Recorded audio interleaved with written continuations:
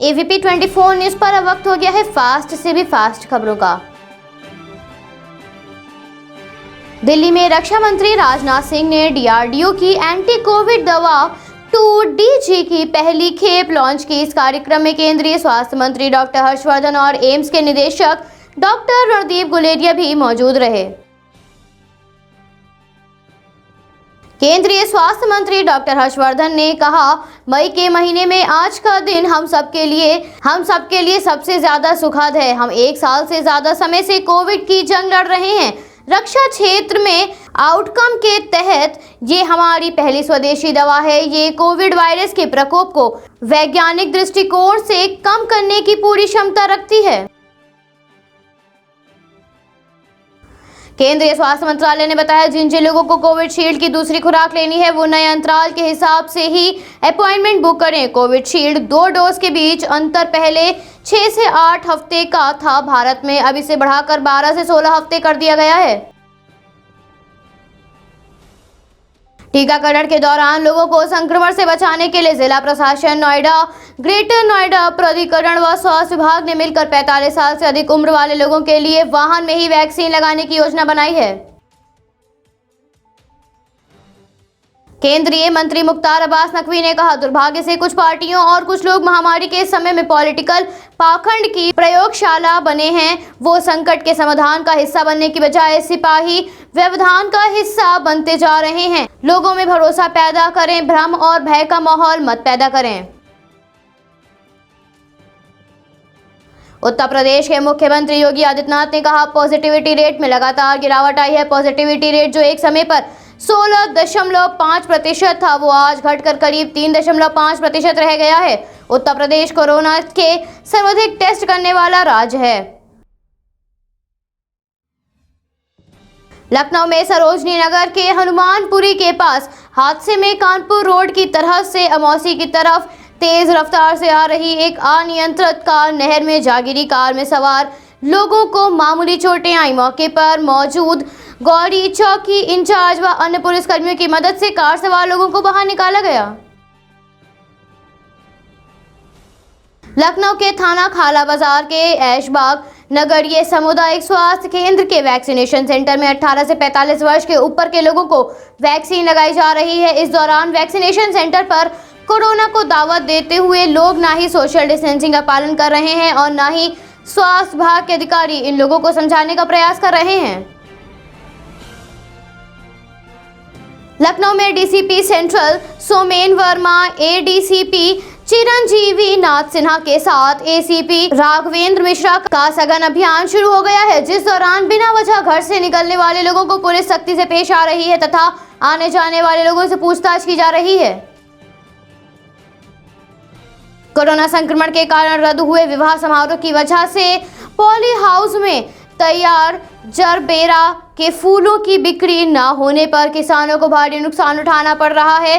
बता दें, दिल्ली की मंडियों में जरबेरा के सबसे अधिक डिमांड रहती है, लेकिन कोरोना संक्रमण के चलते सभी उम्मीदों पर पानी फेर दिया है। इस कांग्रेस सेवा दल के मुख्य संगठन मोनिक धवन ने कहा, शादियां समिति संख्या में हो रही हैं, अन्य समारोह भी नहीं हो पा रहे हैं।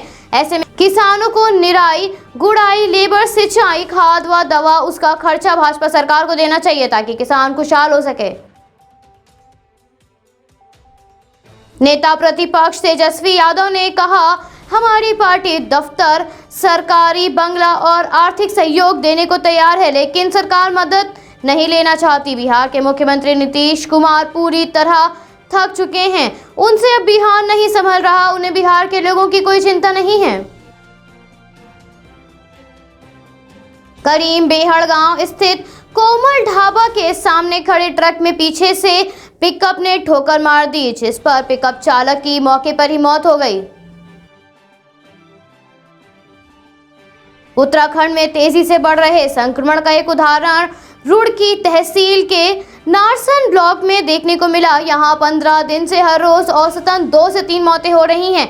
ग्रामीणों के अनुसार मई में अब तक 35 मौतें हो चुकी हैं।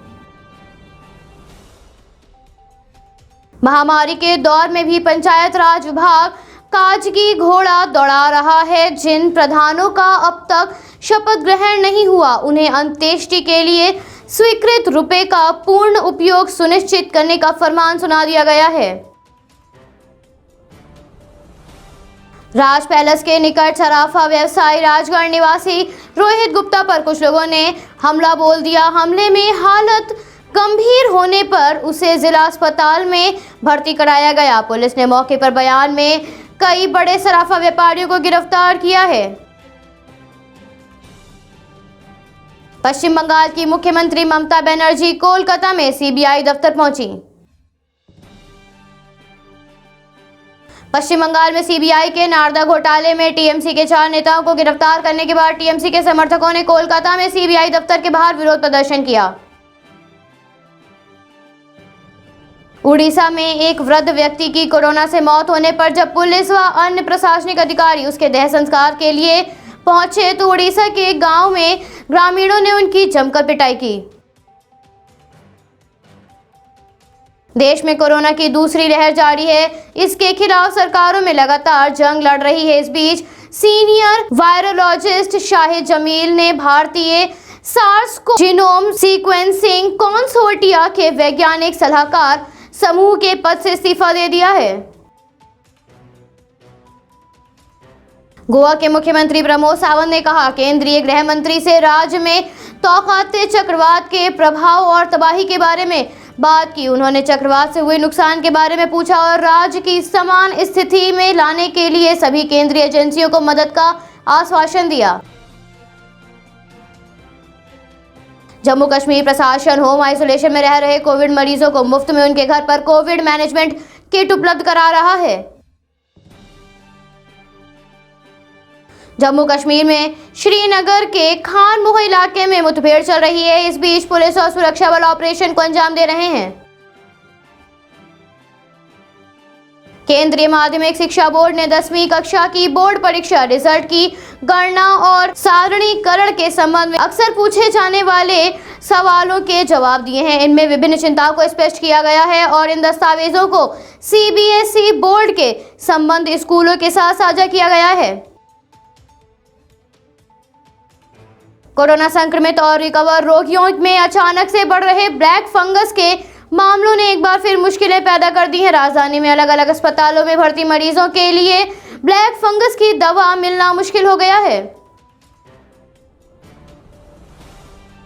प्रधानमंत्री नरेंद्र मोदी की बांग्लादेश यात्रा के दौरान हिंसा भड़काने के आरोप में कट्टरपंथी जमाते इस्लामी समूह के नेता शाहजहां चौधरी को गिरफ्तार किया गया है।